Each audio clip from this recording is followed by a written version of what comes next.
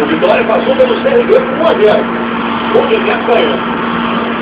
Pela Série A do Campeonato Brasileiro, o Uruguai Diego Forlan fez sua estreia no time internacional. Mais uma atacante passou em branco e o Inter empatou em 0-0 com o Vasco. Coritiba e Grêmio no estádio Ponto Pereira. Lucas Mendes foi derrubado na entrada da área.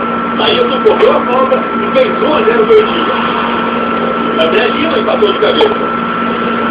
Mas aos 44 minutos do segundo tempo, Leonardo acertou um bonito chute de esquerda e definiu o placar. Coritiba 2, Grêmio 1. E amanhã o futebol vivo na Globo começa às 4 da tarde no Corante Brasil. E está aberta a campanha do Criança Esperança 2012. Este ano, mais de 30 mil crianças e adolescentes de todo o Brasil vão ser beneficiados pelo projeto. Com a parceria da região com a auto-desculpa.